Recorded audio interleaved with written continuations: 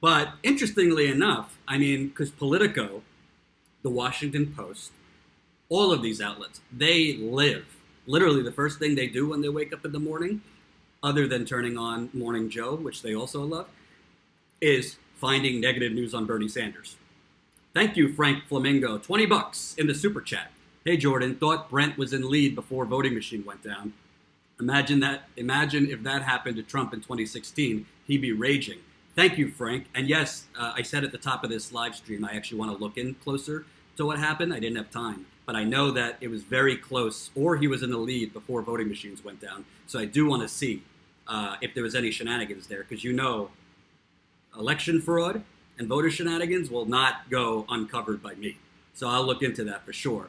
We should say, even though I don't think she was the most progressive, a Native American candidate, as of now, won over Brent Welder. So she would be the first Native American elected to Congress. A Muslim candidate won in Michigan, so that's a positive step. But I will make sure to look into whether there was shenanigans there. What I was saying, they live. These people live to crush Bernie Sanders. So take a look. Take a look here. First article I found.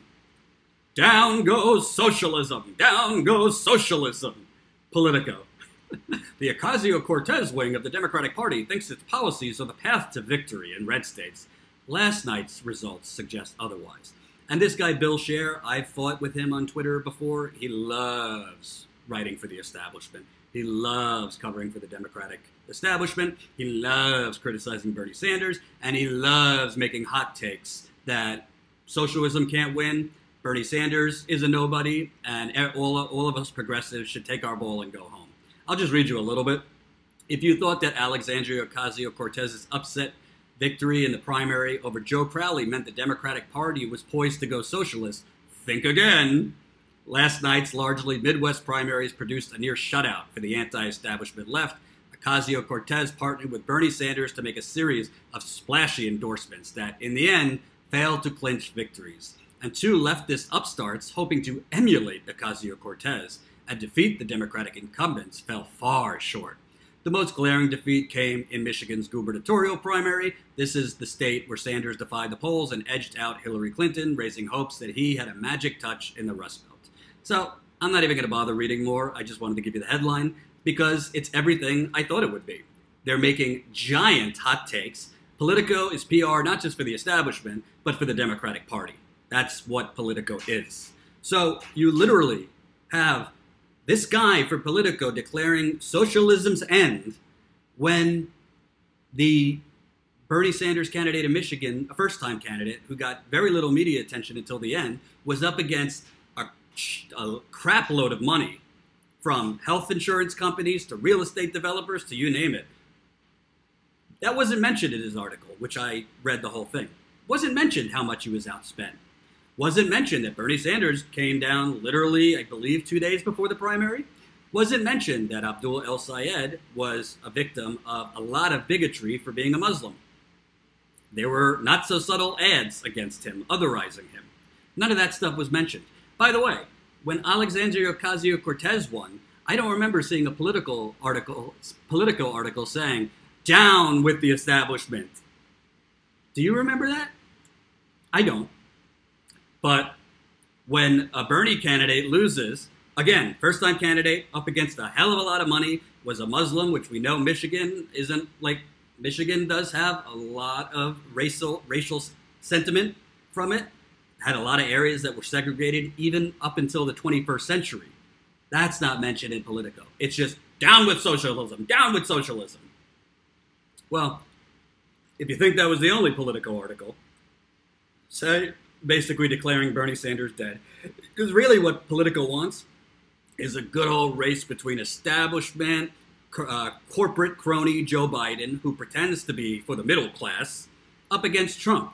So they could say, oh, the Obama coalition and the Obama administration is coming in on the white horse to take out Trump. But then Politico would know, all right, it's a win-win for us if we get Biden versus Trump. If Trump stays, because make no mistake, the media wants Trump to win re-election. That's their whole business model. Cable news was dying before Trump. They were hemorrhaging viewers. Same thing with print. They want Trump to win re-election. They'll never say that, but that's what they want. But, okay, if Trump loses and you get somebody like Joe Biden, that's okay too. That's okay too, because then, look at it.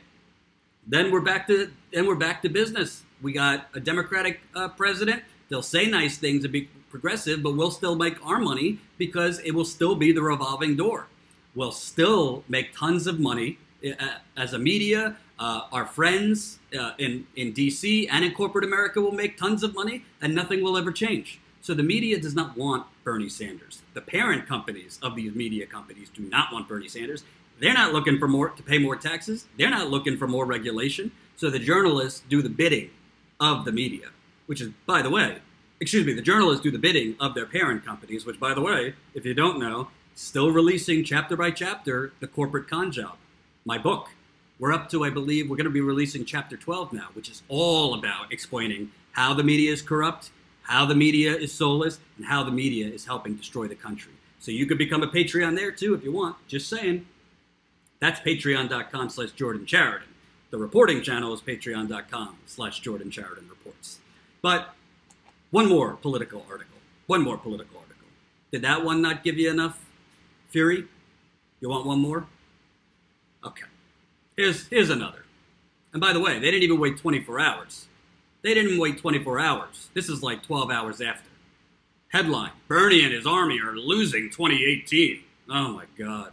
Sanders missed the boat on Ocasio-Cortez, then watched his endorsed candidates fall on Tuesday, a sign that his sway is limited heading into 2020. Give me a break. 2 years, Bernie Sanders is sputtering. That's the first sentence in Politico.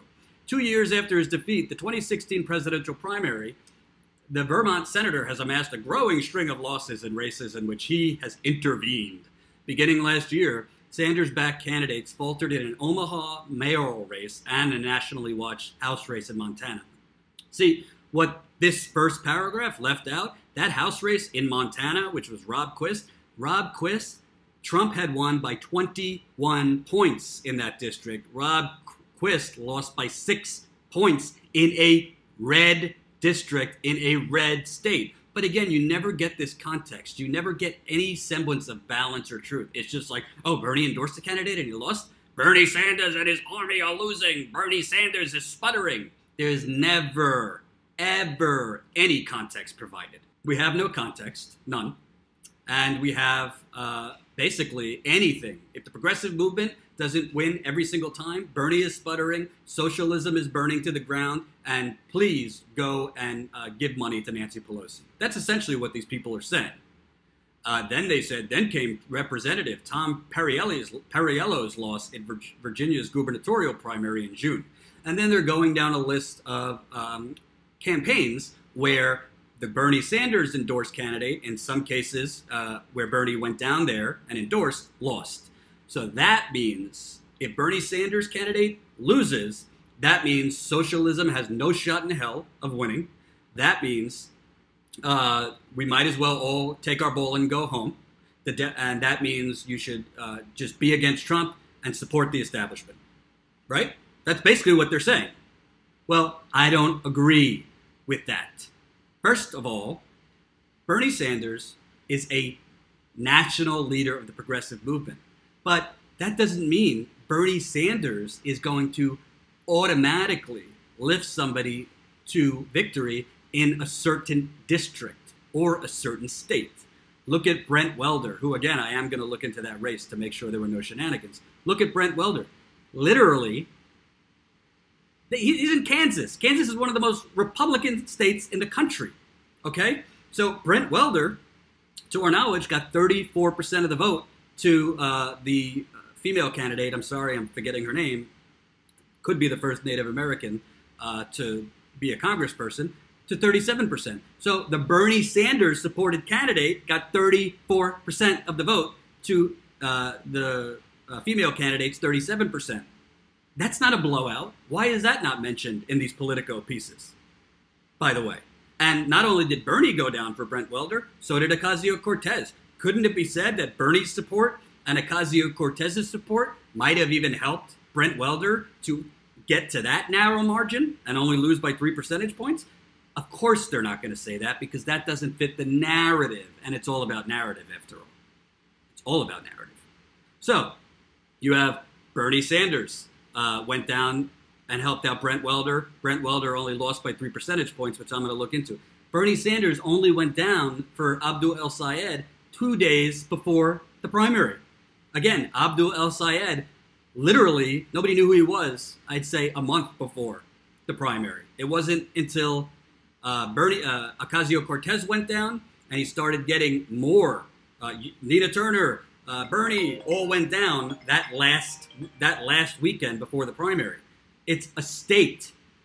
It's a state. It's not a country. It's a state. Michigan is not an automatically blue state. It's also not a heavily progressive state. You have a Republican governor. You have Betsy DeVos's money flooding the zone in Michigan. And again, Al Sayed was up against Gretchen Whitmer, who had a whole lot of establishment money going her way. But none of this content, none of this context matters. It's not said in political articles. It's not said in the roundtable punditry on CNN because that would defeat their narrative. And what they want to do is they want to make Bernie Sanders a dirty word. They want to make Alexandria Ocasio-Cortez a dirty word. They want to make socialism, which frankly is just FDR. FDR was a socialist. That turned out pretty well, economically speaking. They want to make it a dirty word, so any people on the fence in 2018 between voting for a progressive or voting for an establishment Democrat, or in 2020 say, hey, look, I mean, Bernie keeps losing. We can't win. We can't win if we go with a progressive. That's what they're trying to do.